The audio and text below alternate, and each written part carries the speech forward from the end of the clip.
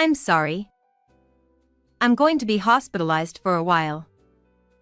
When I went to the hospital for a checkup the other day, they said I should get further tests done, so I'll be undergoing some examinations at the hospital.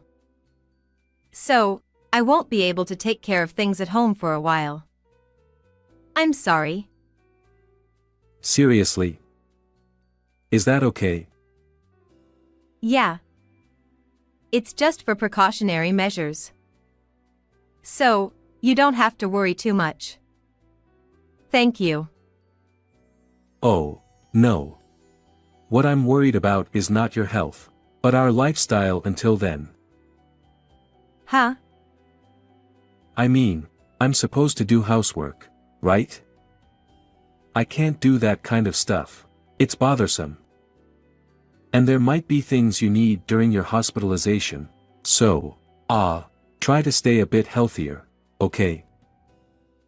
My husband's heartless words hurt me, and I simply regretted getting married. But my husband's cruel behavior didn't stop there. He continued saying, Actually, you don't need to come back after being discharged. What do you mean? It's something I've been thinking about for a while. Women are such expensive creatures, aren't they? Even this time. Even if it's just a checkup at the hospital, that's still a costly thing, right? Geez, it's really annoying how much money it costs. Lately, I've been thinking and regretting a lot. Why did I marry you? So, you don't need to come back. I don't want to see the face of a freeloader who can't even earn money. The moment I heard those words, I decided to divorce. I couldn't imagine spending the rest of my life with someone who couldn't cherish such a wife. I understand. I'll divorce you. Huh? Are you serious? You're probably just saying that in the heat of the moment, right? I'm serious. Let's start the procedures right away from tomorrow. So, you won't have to see me anymore, so rest assured. Huh? What do you mean? My husband showed a surprised expression. He probably didn't understand the situation. Besides, he doesn't know everything about me. Because I have one secret from him. He would probably be surprised if he found out. About 3 years ago, my husband and I met through an arranged marriage and got married. Initially, I had planned to get married by the age of 28 at the latest. But things didn't go as planned. Before I knew it, I was over 30, and I seemed to be the only one around me who wasn't married. My mother even told me to get married while she was still alive, and I started to panic. It's not that I didn't want to get married. It's just that I couldn't continue dating until someone proposed to me. But there was one man I thought would eventually marry me if I continued to go on alone. However, in the second year of our relationship, we lost contact. One day, when I went to his house without saying anything, I saw him entering the house with a strange woman. Not only the two of them, but also 2 people who seemed to be her parents entered the house. I was convinced at that moment. I had been abandoned.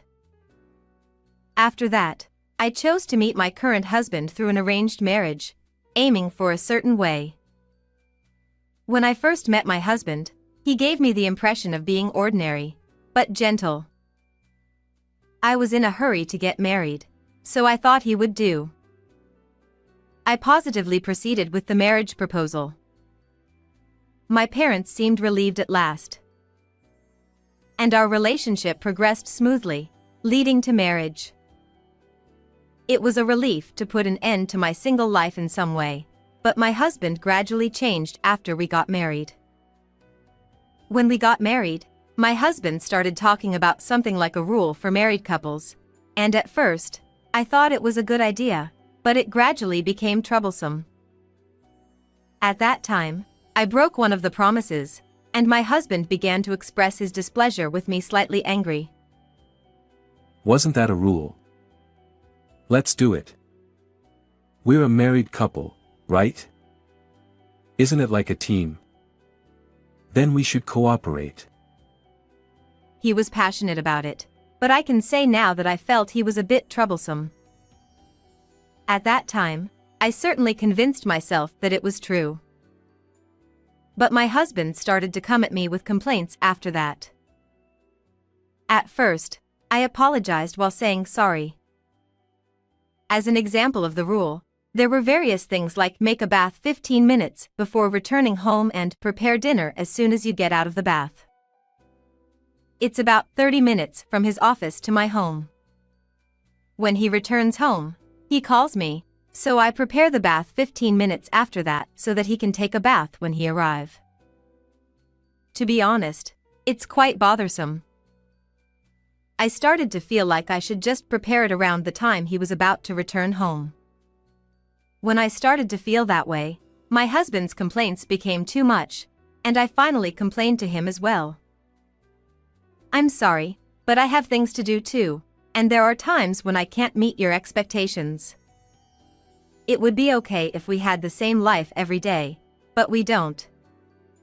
So, can I do it without worrying about time from now on? I'll still have the bath ready by the time you come home.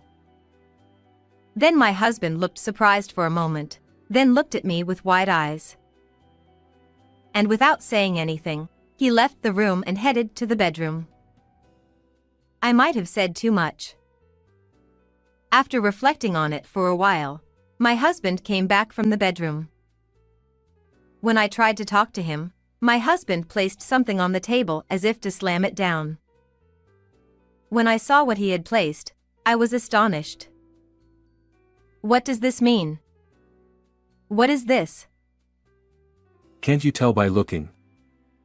Well, I guess not. Let me explain. This is a divorce document, which dissolves the marriage between husband and wife. I'm not asking about that. I'm asking if you're serious about bringing something like this out. And it's already filled out. Does that mean you intended to divorce from the beginning? That's right. I've always been prepared for divorce since before we got married. After all, marriage is about strangers living together. It's not like a family, it's something that doesn't work well if strangers live together. So, I was just prepared for it at any time. Besides, I'm sure I told you when we got married that you must always keep your promises. If you can't keep them, there's no choice but to divorce, right? I can't believe it. I realized at this moment that the kindness he showed me during our arranged marriage was a lie. My husband had always been prepared to divorce. Thinking that, I suddenly felt miserable about being so happy about marriage. Should I just sign this divorce document in front of me and get divorced? But I calmed down and thought about it. If I divorce now, my parents, who were so happy, as well as my friends and relatives, will undoubtedly be disappointed. Besides, I'm at this age. If I divorce at this age, I don't know if I'll find another partner. I can't help it. I'm sorry. It was my fault. From now on, I'll do as you wish. So, won't you reconsider the divorce? Hey. Is that the attitude you have when you apologize? I won't understand unless you apologize sincerely from the bottom of your heart, even if you have to prostrate yourself. It was reluctant and frustrating, but I apologized to my husband by prostrating myself on the floor. My husband looked satisfied and even threw away a parting remark, telling me to be more careful from now on. After my husband left, tears of frustration overflowed from me, and I couldn't move from that spot for a while. I didn't expect to be subjected to such unfair treatment just to stop the divorce. I never thought that my husband would be the kind of person who would do such a thing. After that, my daily life became more stressful. Day after day, I felt rushed for time, putting everything about myself on hold. It became a life completely centered around my husband. He seemed satisfied that I had become more submissive. But I was physically and mentally exhausted. However, during those times, my friend Samantha provided some relief for my heart. She was a friend from high school, and we still met occasionally. By the way, I had told Samantha about my husband's recent behavior. Although she didn't explicitly say I should divorce him, she mentioned that if things continued as they were, he would only treat me like a servant. Perhaps I should consider divorce. But Samantha, who cared about my mental state, brought up a different topic one day.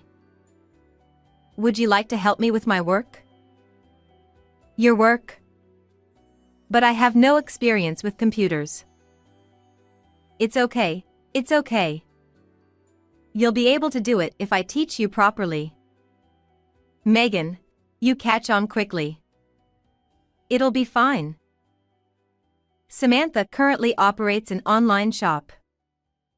I had heard that she was earning quite well. Even though she could manage it alone without hiring anyone, why me?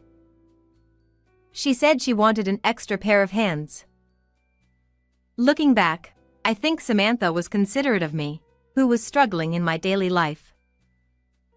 I also wanted to take a break, so I agreed without hesitation. I hesitated whether to tell my husband about this, but Samantha advised me to keep it a secret. Because if it doesn't work out, you'll have nowhere to escape. Cheating is wrong, but it's okay for married couples to have small secrets. And if he asks, just say you're visiting me. And so, a few days later, I started working at Samantha's house. It was mainly computer work, so at first, things didn't go as smoothly as I'd hoped, and I had to ask Samantha for help a lot. But gradually, I got used to it. Of course, when I returned home, it was back to the husband-centered life. But knowing I had a place to relax made me feel much better. And I started earning some income too. However, since I was still under my husband's support in the tax paper, I had to adjust that part. But perhaps due to the stress of daily life, I fell ill one day and had to go to the hospital. There, I was recommended for further tests and hospitalization. When I told my husband about it after he returned home, his response was incredibly heartless. How long is this hospitalization supposed to last? And who's going to take care of my needs while you're there? Huh? I'm not sure about that. Hey! Don't just go to the hospital without proper preparations. Prepare the bath 15 minutes before I come home, and make sure someone else takes care of things like that. Then maybe I can ask my parents. Can't you think a little? Calling your mother would make me look bad, wouldn't it? Isn't there someone more discreet and convenient? It's impossible, sorry, but I'll do it myself. In the end, my husband reluctantly agreed, grumbling all the while. Once you're discharged, you better start working hard. As he kept repeating these things, I remembered something Samantha had told me. Even if you say something wrong, it's okay. If he wants a divorce over it, isn't it his problem? Recalling this, I countered my husband for the first time in a while. This time, I'm going to the hospital for tests, you know? Can't you at least say good luck or something? Isn't that the least you can do? Huh? Even with household chores, it's the same. Can't you do it alone? I'm not asking you to handle chores for a big family. I'm asking you to handle your own chores. If you can't do that, then you're like a small child who can't do anything on their own. Oh, but maybe worse. After all, even children can do it once they're taught. I couldn't hold back anymore, and everything I had been suppressing came out one after another. What did you say? Did you forget what you apologized for the other day? If you say things like that, I'll divorce you anytime. Is that okay? Yes. That's fine. It's a misunderstanding for you to think you can always act like a king. Fine. You don't have to come back after you're discharged. You're not fit to be my wife if you can't even earn money. What a disappointment I've got myself into. Understood. Let's get divorced then. Since there's a little time before my hospitalization, I'll proceed with the procedures as far as I can. Is that okay?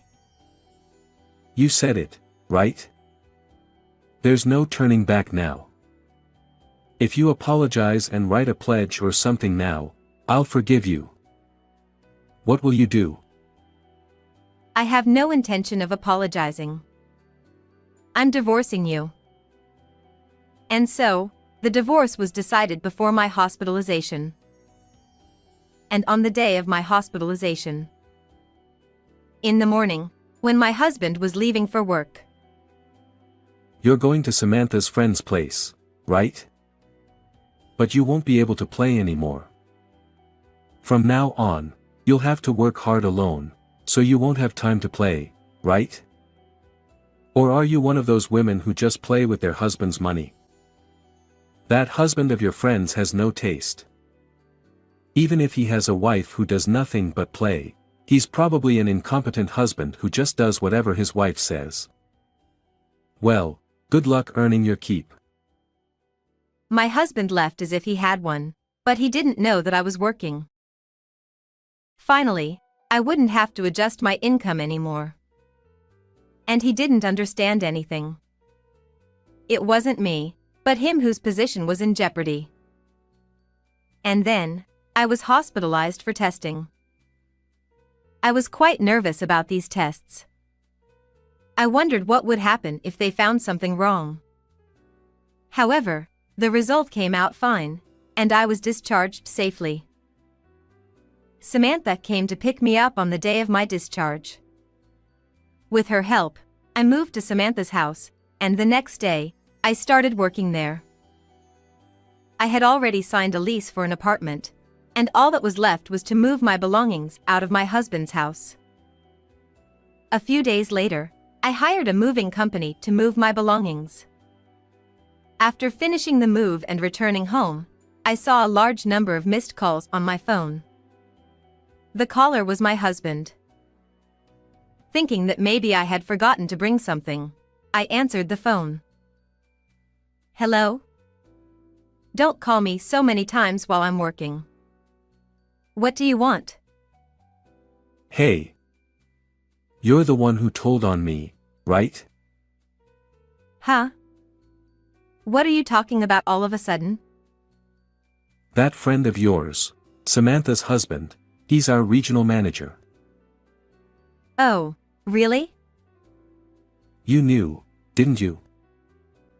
Well, yeah. Are you trying to get revenge?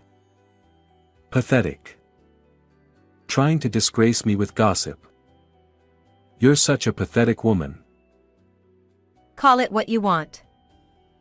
Well, we're not married anymore. And did you call just to say that? Then my husband hesitated a bit. Could you please clarify things? Otherwise, it'll be awkward when we meet at meetings, right? Please tell her it was a misunderstanding. If you do, I'll pay for compensation or whatever. Is that the way you ask someone for help? Huh. Is that the attitude you have when you apologize? If you're going to apologize, you have to apologize sincerely from the bottom of your heart, even if you have to prostrate yourself. Otherwise, it won't be convincing. That was originally something my husband had said to me. Don't let him get away with it. Ugh. Switch to video call. I can't see you properly on the phone. My husband switched to video call, revealing himself. I deeply apologize for this misunderstanding. Please clear things up with the regional manager. My husband bowed his head to the ground. But I would repay twice as much. Oh, sorry. The signal seems to be bad. I couldn't see it properly, so the misunderstanding hasn't been cleared up. Well, goodbye. Hey, wait. And with that, I hung up. And thus, this incident came to a close. As for my husband after that, rumors spread to other store managers at a meeting attended by the regional manager, making it uncomfortable for him. He submitted a request for a transfer. Now it seems he has been transferred to another region. Even though my husband had climbed to a higher position, he couldn't retire because of the good salary. But rumors also spread at his new assignment, and it seems there was no escape for him. He seems to be quietly working now. Since then, I have been working with Samantha, and our performance has been outstanding. We plan to expand further in the future and tackle various businesses. I'm truly grateful to Samantha. If it weren't for her, I might still be a servant by now. So, if she ever needs help, it's my turn to help her this time. That's the only way I can repay her kindness. How did you like this story? Don't forget to subscribe to the channel. See you in the next video.